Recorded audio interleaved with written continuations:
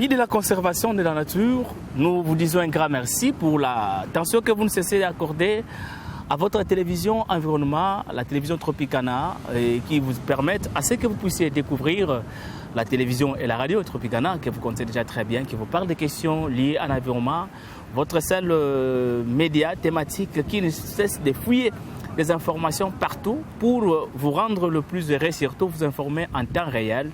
Alors nous nous retrouvons dans ces milliers. Alors autrement, vous nous avez trouvé peut-être dans le cadre d'une activité touristique, mais aujourd'hui nous sommes au parc marin des mangroves, particulièrement dans la province du Congo central et plus précisément dans la ville de Mwanda. D'ailleurs, vous trouvez vous-même que nous sommes au bord de l'océan Atlantique où une grande activité se tient, l'activité des RESAP, qui est un réseau des aires protégées qui se réunit, qui est un cadre de concertation. Alors ici, nous le rappelons que hormis l'Union internationale de la conservation de la nature, les RESAP est le seul cadre qui permet aux conservateurs, aux partenaires de se rencontrer afin de se partager des expériences, afin d'échanger sur le mode de gestion de leur structure et pourquoi pas arrêter des stratégies pour l'avancement du secteur de la conservation de la nature. Alors nous avons reçu une invitation spéciale dans le cadre de notre émission du côté de l'Institut congolais pour la conservation de la nature. Afin que nous puissions participer à cette activité, nous allons vous présenter ce qui est, ou soit l'économie de chaque aire protégée ou chaque chef de site qui a pu présenter quelque chose et qui a pu donner quelque chose de plus le meilleur. Alors, qu'est-ce que nos aires protégées et ces aires protégées nous présentent ou ont pu présenter pendant cette grande réunion? Alors, qu'est-ce que nous faisons? Nous allons inviter chaque chef de site et qu'il passe dans notre émission Grand Angle Environnemental et qu'il nous fasse ce qu'il a pu apporter à ces cadres de concertation. Pour nous, un grand plaisir parce qu'ils sont éparpillés à travers la République, mais grâce à cette rencontre, nous les retrouvons tous. Alors, ils vont parler tour à tour, chacun de tout ce qu'ils connaissent et de tout ce qu'ils maîtrisent. Pas à nous de vous donner des explications pour un parc donné ou une réserve donnée, mais à vous-même de suivre. Je vous donne la place. Alors, Junior Selemani, faisons l'invitation ou invitons toutes ces personnes à venir participer. Suivez tour à tour chaque directeur ce qu'il nous raconte par rapport à ce qu'il a exposé et à ce qu'il attend de cette grande manifestation. C'est parti, Junior Selemani.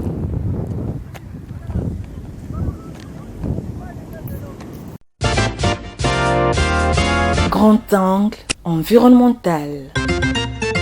On est ici dans le cadre de la réunion que nous tenons régulièrement, la réunion des RESAP qui est un réseau de renforcement de capacité de garde, parc, de conservateurs. En fait, il faut dire qu'en un mot, tous ceux qui travaillent pour l'ICCN sont des conservateurs, sont des gardes-parcs, parce que c'est le travail que nous faisons. Et nous avons des réunions que nous tenons régulièrement pour échanger nos capacités, pour nous renforcer mutuellement. Et cette année ici, nous sommes venus à Mwanda, nous avons décidé d'être ici pour discuter. Nous sommes là, tous les conservateurs du Congo sont réunis à Mwanda aujourd'hui et avec tous les partenaires qui nous soutiennent et nous voulons discuter de beaucoup de choses pour avancer la conservation de la nature en RDC. Pour la session, 11e session, nous avons deux sujets qui nous préoccupent. C'est d'abord la planification, le suivi et l'évaluation de nos activités, mais également les questions des droits de l'homme. Comme je l'ai fait dans l'introduction d'ouverture de la session, c'est des questions qui sont primordiales. On fait la planification d'un côté des activités de conservation, mais il y a également la question des droits de l'homme. On est tellement beaucoup accusé par le peuple riverain des violations des droits de l'homme. Et cette session est une session où nous voulons renforcer les capacités de tous les directeurs de parcs à mieux comprendre comment on pourra traiter la question des violations des droits de l'homme dans le parc. C'est ce que nous attendons. Nous croyons qu'à la fin de cette session, tous les conservateurs, tous les directeurs qui sont ici, mais également le partenaire qui nous accompagne, comprendront effectivement que la conservation, les droits de l'homme, à l'ICCN, la planification, c'est une vie. Et nous espérons que ça va arriver après 5 jours. Grand angle environnemental. Je m'appelle Nkuluka Lala. Je suis chef de site du parc national de la Lomami. nous sommes venus participer au 11e RESAP qui se tient ici à Mwanda.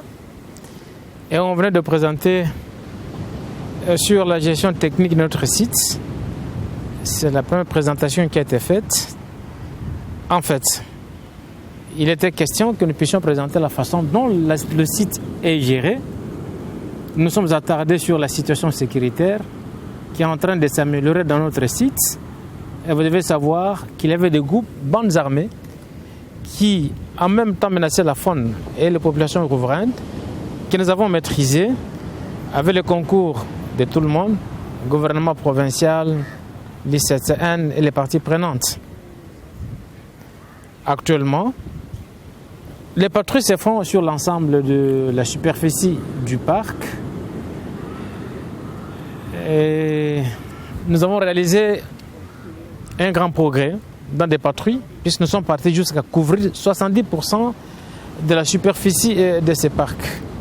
Et nous avons connu beaucoup de sessions, beaucoup d'arrestations et beaucoup de saisies et confiscations de certains matériels qui étaient utilisés par les braconniers. C'est un jeune parc qui va totaliser d'ici 5 années, mais qui a signé il n'y a pas longtemps un PPP qu'on va lancer.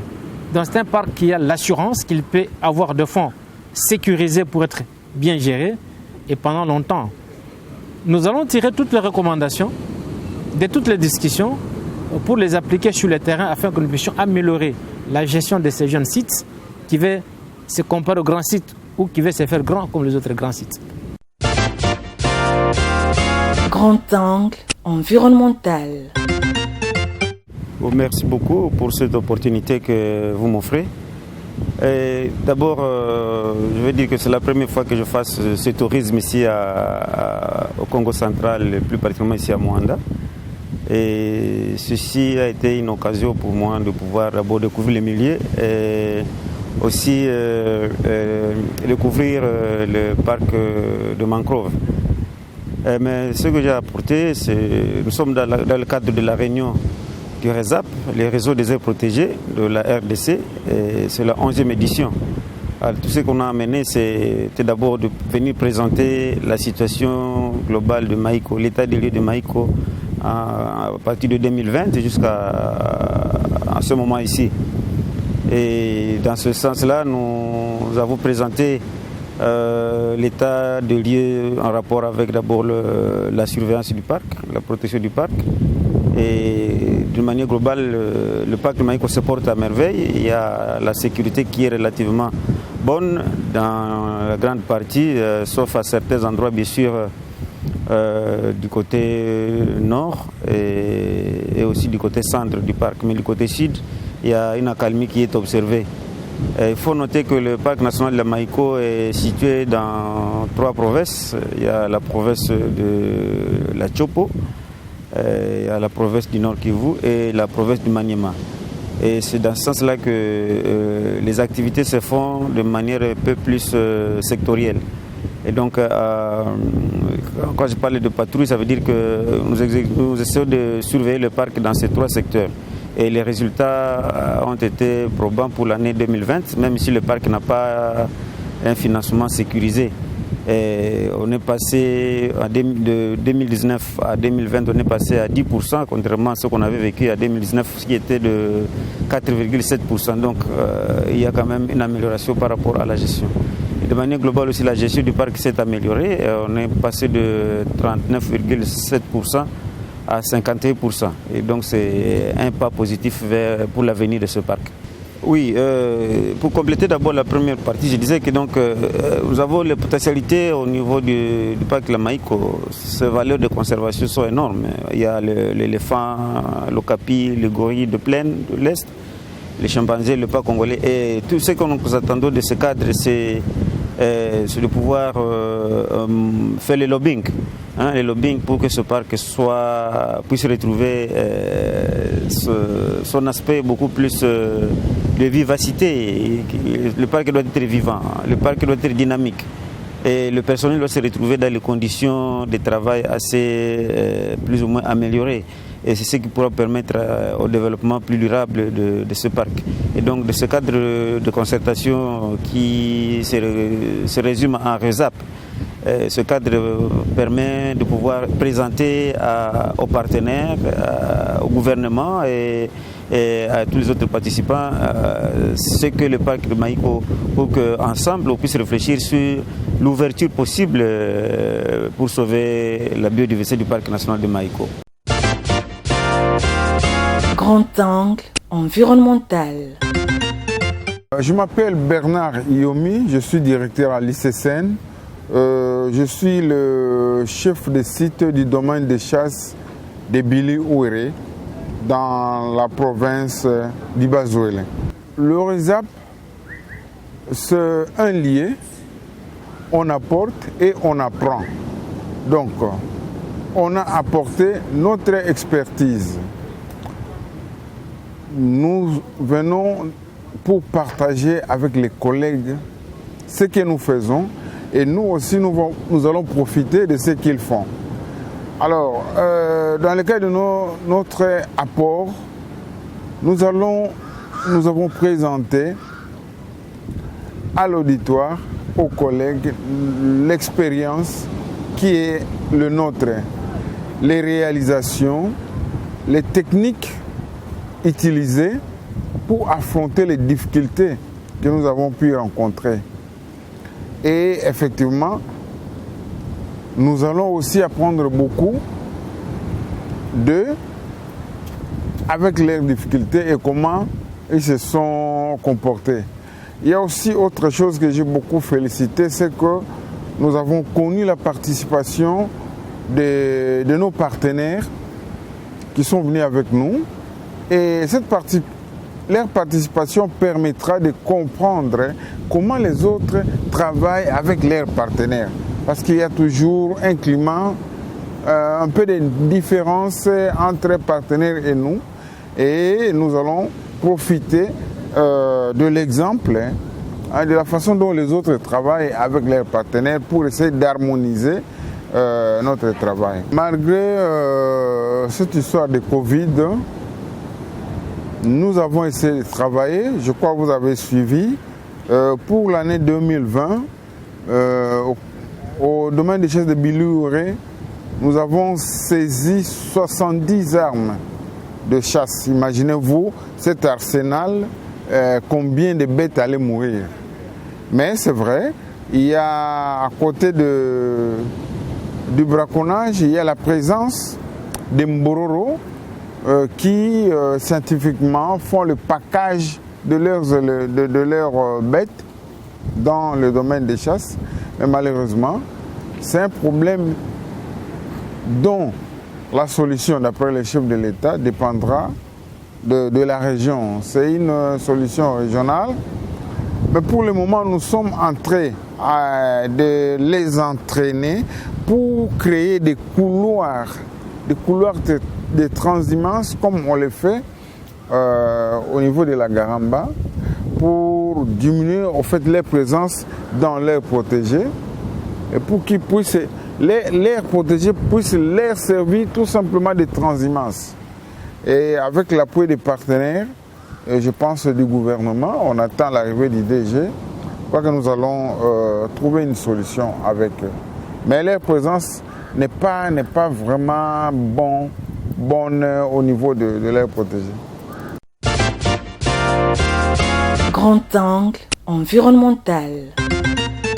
Je m'appelle Pierre Kafando, je suis le directeur-chef du site du parc national de la Salonga. Donc depuis hier, nous sommes là dans le cadre de la tenue de la 11e session du RESAP. Le RESAP qui est un cadre de rencontre des différentes aires protégées de la RDC. Et c'est à ce titre que je suis venu avec d'autres de mes collègues représenter le parc national de la Salonga pour partager notre expérience dans le domaine de la gestion globale du site, mais également au niveau de la mise en œuvre de notre programme droits humains.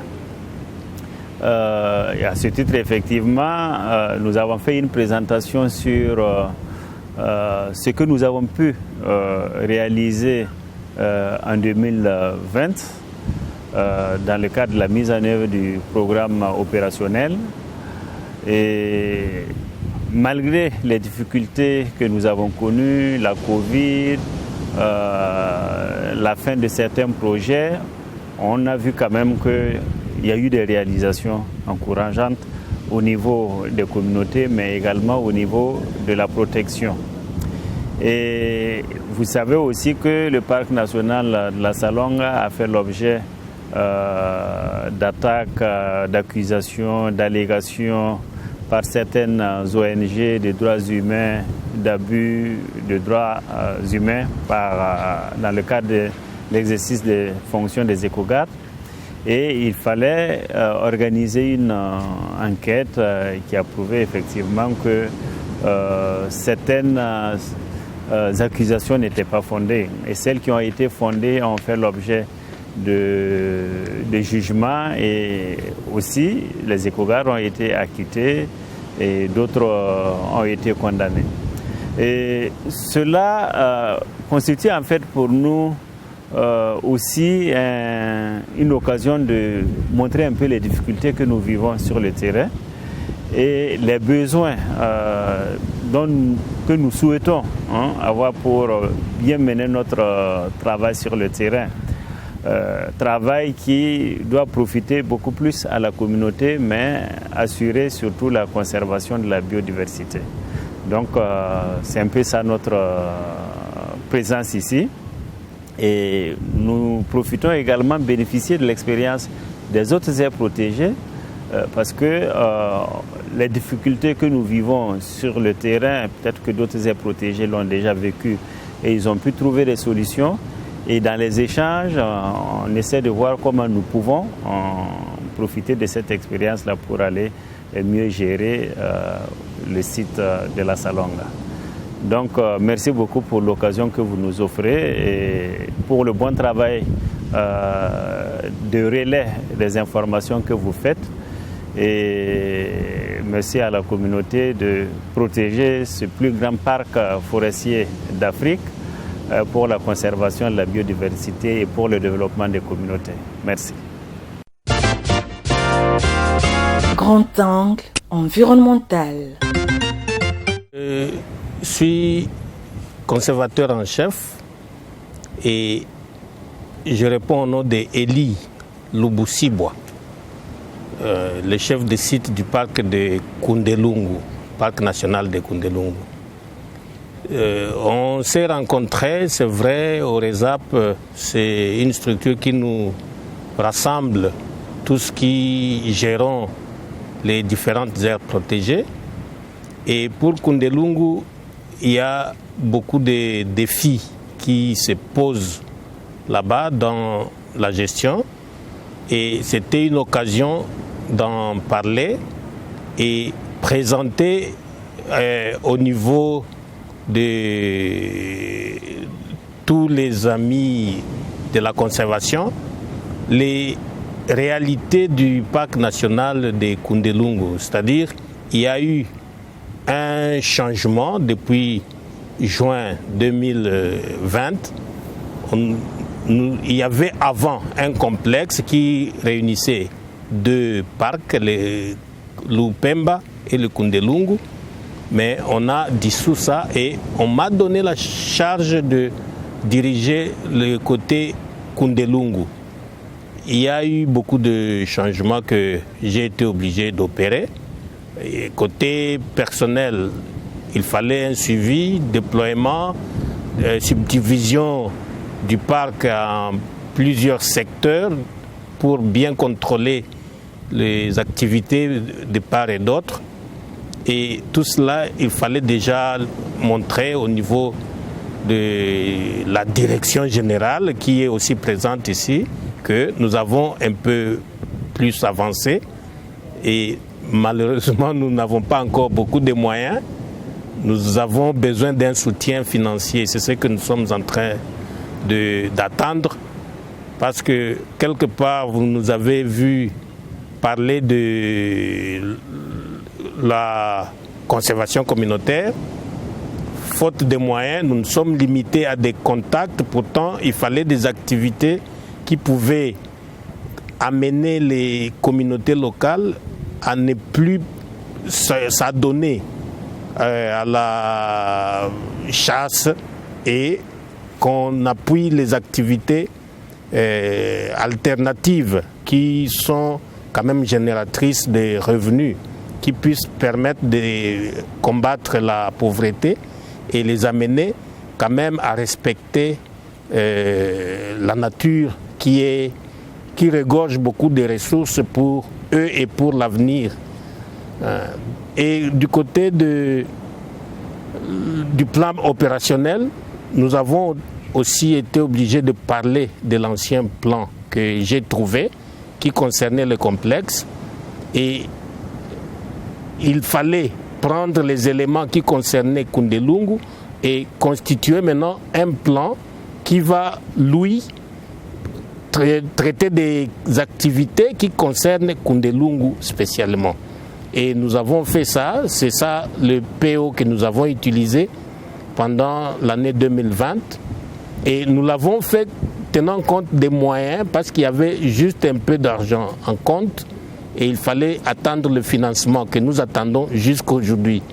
Donc, après cela, et tout ça, nous avons travaillé avec le partenaire GFA. Donc, c'est KFW qui utilise sur terrain GFA et ils nous ont beaucoup accompagnés avec le CTP Innocent Liengola, avec qui j'ai toujours travaillé. Il y a même un atelier qu'on a organisé parce qu'il y avait une ouverture donnée par KFW pour un plan triennal qui commence en 2020 jusqu'en 2022. Nous avons travaillé en atelier avec le partenaire technique et financier qui est GFA. Bon, la note de demande de la non-objection, nous l'avons fait entrer depuis, je pense, octobre 2020. Et jusque-là, nous attendons la suite. Ce qui fait que l'année 2021, jusque-là, nous évoluons avec des moyens de bord. Le financement prévu vraiment n'est pas encore arrivé. Grand angle environnemental. Moi, c'est M. Gérard Bofeko Bonango. Je suis conservateur en chef. Je suis chef de site des réserves communautaires de Bonobo d'Iyonji et des réserves naturelles de Bonobo de Kokolopori dans la région province actuelle de la Chuapa, précisément dans le territoire de Djolu. En fait, pour nous, c'est une fierté, puisqu'il y a maintenant des années, on ne se retrouve pas ensemble. L'ICCN a développé un système d'échange, de collaboration entre les sites. C'est pourquoi on appelle ça réseau des aires protégées. Comme j'avais introduit dans ma présentation, donc on se retrouve dans les réseaux des aires protégées. Il y a des parcs nationaux, il y a des réserves de chasse, il y a des complexes de gestion. Et il y a aussi, pour moi, j'ai apporté, ma contribution était de présenter aussi dans les ZAP, dans les réseaux des aires protégées organisés par l'ICCN, que la direction générale de l'ICCN a entrepris, est en train d'envisager de mettre en place un autre type de gestion des aires protégées qu'on appelle donc, la conservation à base communautaire. Et nous sommes en train d'expérimenter ça à cause des types de gouvernance traditionnelle, comme dans les parcs nationaux et ailleurs. La direction générale de l'ICCN, le directeur général, nous a donné confiance de puisse expérimenter le type de gouvernance participative entre l'ICCN, ses partenaires traditionnels, donc partenaires techniques et financiers, et ainsi que les communautés locales. Donc l'expérience est en cours au niveau de Iyonji et de Kokolopori, ce sont les réserves naturelles. Nous avons un seul objectif. Les deux réserves, si l'ICCN les a couplées, puisque ça poursuit un seul objectif spécifique. Donc la préservation de l'habitat de Bonobo la préservation et la conservation des bonobos. Et puis, nous avons le défi à relever là-bas, ce que nous avons apporté. Donc, en plus, donc, nous luttons pour qu'il y ait, qu'on puisse répondre convenablement aux caractéristiques donc, écologiques de nos deux réserves, de nos réserves communautaires, c'est-à-dire préserver leur intégrité et puis préserver leur fonction écosystémique. Au même moment, répondre donc aux exigences, c'est-à-dire aux préoccupations et intérêts des communautés locales. C'est ça vraiment l'objectif. Donc la mission de l'ICCN, ça rapporte avec la mission de l'ICCN, ça se rapporte avec les normes internationales de conservation de biodiversité. Donc on doit concilier les besoins de la conservation avec les besoins de développement des communautés locales. C'est notre appui, nous sommes venus faire ça. Alors nous sommes très très contents que les réserves puissent continuer, comme ça il y aura des chances et nous sommes très très contents, moi en particulier, puisqu'il y a des apports, on échange des expériences et ça sera beaucoup plus constructif. Je m'attends donc d'abord, puisque j'ai vu dans le programme, et puisque c'est très important, j'ai vu il y a des thématiques, à part des rapports de chaque site, il y a des thématiques sur le problème des droits de l'homme. Vous savez, actuellement il y a des conflits. Il y a même certains éco-gardes qui sont emprisonnés, par exemple à l'Équateur, au niveau de la Chuapa, dans le parc national à Salonga, il y a des jeunes éco-gardes qui ont écopé emprisonnement de 20 années de prison en Bandaka. Donc, puisqu'il y a il n'y a pas une compréhension nette de cette thématique des droits de l'homme. En plus, pour nous, de cet atelier, nous voulons en tout cas mettre au point la connaissance des outils de gestion. J'ai vu donc dans notre programme les outils de gestion, donc nous gérons avec une stratégie nationale de conservation de biodiversité, des programmes. Il y a avec les outils de planification, de suivi et d'évaluation, ce qu'on appelle les kits de planification, suivi et évaluation. Donc moi je pense qu'après cet atelier des RESAP, il y a maîtrise, puis sinon on risque de naviguer à vie, maîtrise des outils de gestion. C'est les outils de gestion qui vont nous permettre de faire une gestion efficace et durable et qui vont nous permettre aussi d'appliquer la politique, donc l'approche de bonne gouvernance. C'est ce que nous attendons de cet atelier.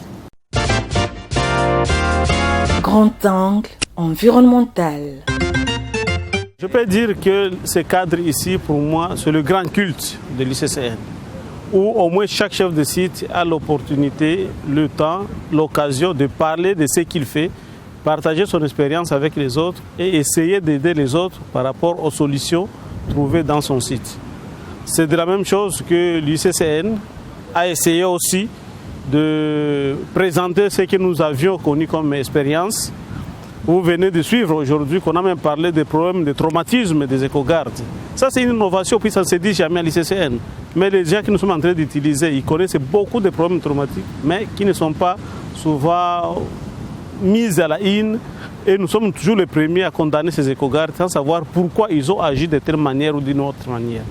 Ce sont des contributions comme ça que chacun amène pour essayer de partager avec les autres, en fait d'améliorer les conditions de gestion de nos sites. Bien sûr, parce que c'est une chance aussi, s'il faut dire ainsi, que les partenaires, les bailleurs puissent prendre part à cette réunion, puisque nous avons parlé de la 11e édition. Ça veut dire qu'il y a eu plusieurs éditions qui se sont passées. Et avant, il était difficile que le bailleur fasse foi à ce qu'on venait faire. Mais quand ils ont lu nos rapports, ils ont vu ce que nous présentons, tout le monde a compris que c'est un moment important de connaître encore en profondeur nos sites. Et là, c'est une occasion, comme vous venez de le dire, pas vraiment de vendre, mais de montrer ce que nous sommes en train de faire et qui a besoin d'être accompagné. Même le peu d'activités qu'on peut faire, si on n'a pas d'appui, c'est toutefois difficile de les réaliser. Mais je pense que ici, c'est vraiment l'occasion pour que nous puissions montrer ce que réellement nous faisons et quels sont les besoins qui se présentent pour le faire encore mieux ou pour essayer d'amener nos parcs à un plus grand haut niveau. Moi, mon souci, ça a toujours été d'amener Kahuzi-Biega au niveau le plus haut possible pour une compétition internationale. Deux choses. La première est que le parc national Kahuzi-Biega a besoin de financement. Ici, si vous m'avez suivi ma présentation d'hier, j'ai montré que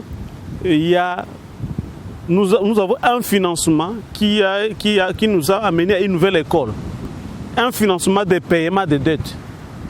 Pas un financement qui doit être versé avant pour que vous puissiez préparer les activités, mais vous engagez des activités à crédit et vous venez payer après. Ça, c'est un modèle que je n'ai jamais connu.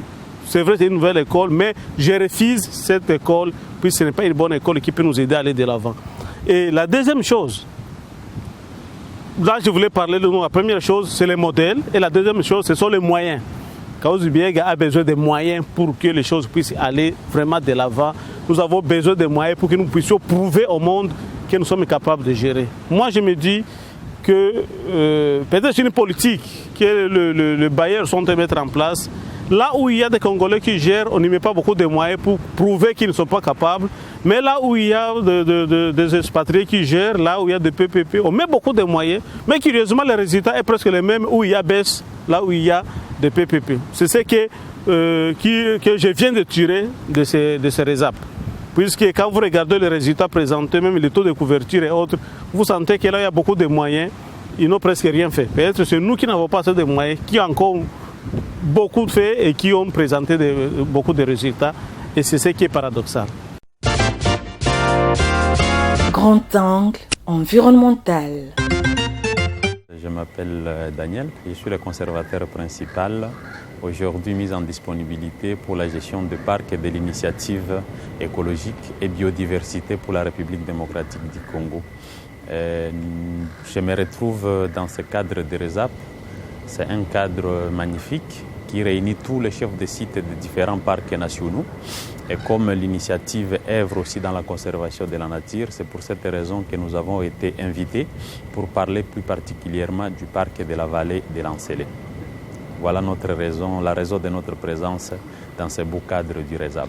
En fait, c'est une très bonne question. Ce que les gens doivent comprendre, on ne fait pas autre chose que de la conservation dans le cadre du parc de la vallée de l'Ancélé.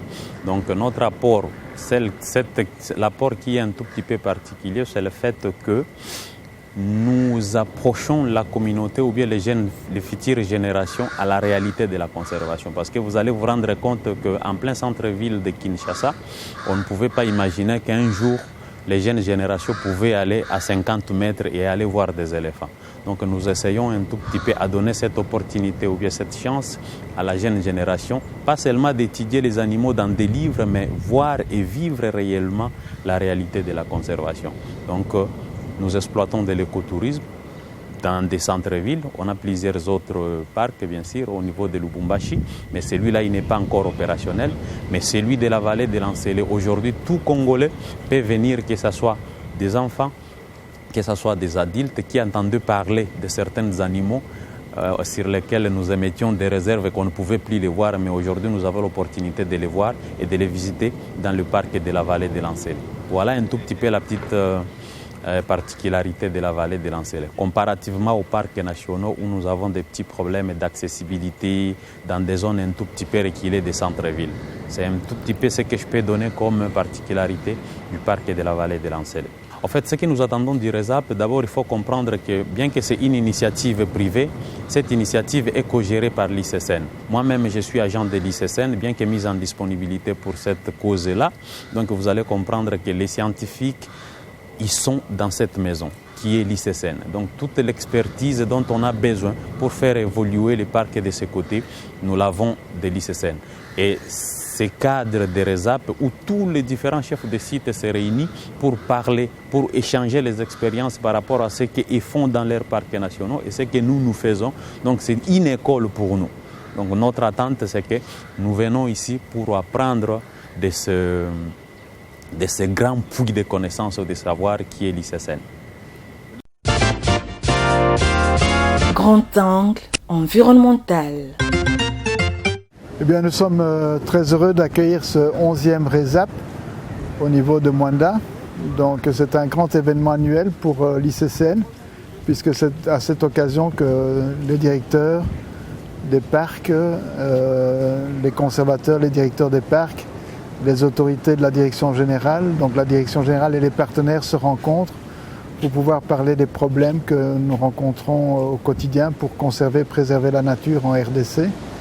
Et cette année, la direction générale et particulièrement le directeur général, le pasteur Cosma Widungula, nous a fait l'honneur de choisir le parc marin des mangroves pour tenir ce 11e RESAP, et nous sommes très heureux d'accueillir nos collègues et d'accueillir tous ces partenaires qui nous soutiennent année après année et qui font en sorte qu'on puisse encore voir des animaux ici en République démocratique du Congo. Je pense que la côte congolaise présente un attrait, non seulement évidemment au niveau touristique, mais également un attrait parce que c'est un endroit reposant. Comme vous le voyez vous-même, si vous tournez votre caméra, vous avez l'océan qui est à notre gauche. Nous sommes à environ 150 mètres de l'océan. Donc avec de l'air qui vient, vous avez le bruit des vagues que vous entendez. Donc il est évident que pour nos amis qui viennent de l'intérieur, c'est un cadre reposant. C'est un cadre qui nous permet de donner le meilleur de nous-mêmes pour le travail, ce travail acharné que nous allons, qui va être accompli durant les 5 prochaines journées. Une très belle expérience, ce n'est pas mon premier RESAP. Nous avons déjà eu des RESAP à Kisangani, nous en avons eu à Bukavu, nous en avons eu à Lubumbashi. Donc chaque année, ce sont d'autres villes qui sont choisies. Mais cette année, c'est Mwanda qui est à l'honneur, et pour nous, c'est une très bonne occasion de faire connaître le parc marin des mangroves à nos collègues, de leur montrer le travail qui a été accompli, puisque nous avons, vous le savez très bien, puisque vous-même vous avez pu filmer cela au début de l'année, nous avons pu relâcher beaucoup de tortues marines encore cette année. Nous avons atteint notre objectif. Et donc aujourd'hui, le parc est de mieux en mieux connu. Il est connu par les partenaires, il est connu par la population de la région, par le pays même, puisque nous avons de nombreuses visites. Nous avons de nombreux visiteurs qui viennent de Kinshasa, qui sont très heureux de participer à la remise à l'eau de nos tortues marines. Nous avons pu remettre à l'eau plus de 265 000 tortues marines en 9 saisons. La 10e vient de se terminer cette année, donc c'est une très grande réussite. Il y a évidemment des échecs qui sont la permanence, comme je l'ai dit la fois passée lorsque nous nous sommes vus, qui sont les menaces permanentes qui pèsent sur ce parc, notamment l'urbanisation des plages, la spoliation des terres, qui s'accentue avec ce projet de port en eau profonde qui fait que les gens spéculent sur les terrains. Et donc nous attirons particulièrement l'attention du gouvernement, parce qu'on ne peut pas avoir à la fois le beurre et l'argent du beurre. Donc c'est-à-dire que si on veut un parc préservé, il faut mettre tous les garde-fous possibles pour que cette préservation soit une réussite, et ne pas laisser des inciviques s'accaparer de terres qui ne leur appartiennent pas et qui appartiennent à l'État congolais, puisque l'État congolais est celui qui a créé ce parc au littoral de la RDC. Grand angle environnemental. Voilà, nous avons pris l'engagement de vous présenter plutôt cette grande activité du RESAP qui est un grand cadre de concertation entre les gestionnaires, que nous appelons des conservateurs, et des partenaires à la conservation, les partenaires financiers, bien sûr, à la conservation, qui ont pris l'engagement de réfléchir dans ce secteur de la conservation. Alors, pour ce faire, toute la grande délégation et des partenaires et de l'Institut congolais pour la conservation de la nature, venant de toutes les aires protégées, se sont déplacés de leur province vers le Congo central, au bord de l'océan Atlantique, où toute la grande activité a vraiment eu lieu pendant environ 6 jours, où on a réfléchi profondément avec de grandes réflexions, et nous vous avions présenté ce que chacun des chefs de site, voulais-je dire, a apporté auprès de ses collègues, expérience, initiative, et tout ce qu'ils connaissent ou tout ce qu'ils ont, pour permettre aux autres d'avoir une certaine connaissance, une certaine compréhension. Alors votre émission Grand Angle Environnemental, c'est faire les devoirs, ou c'est donner les grands devoirs, d'accompagner toutes ces grandes structures, parce que c'est notre responsabilité de vous présenter ce que vous n'avez pas pu avoir accès. Alors nous le faisons pour la promotion de la seule chose, parce que vous savez, ces conservateurs travaillent pour la conservation de nos banques naturelles. Alors si nos banques naturelles sont bien préservées, c'est ce qui veut dire que nous aurons encore en réserve ce que nous cherchons et ce qui nous donne la vie, ou les éléments vitaux. Alors pour moi, un grand plaisir de vous présenter ceci. Et je vous dis un grand merci pour l'attention que vous nous accordez. J'espère que la prochaine fois, nous allons aussi faire beaucoup plus d'efforts d'arriver dans une autre province comme nous le faisons. Aujourd'hui, nous sommes dans le Congo central, particulièrement, comme je venais de dire, au bord de l'océan Atlantique à Mwanda. Et je dis un grand merci à Gino Seleman qui nous a accompagnés.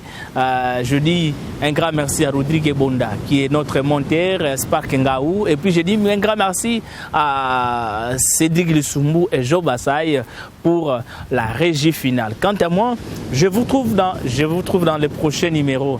Mais d'ici là, portez-vous bien et bonne suite des programmes sur la télévision Tropicana. Au revoir.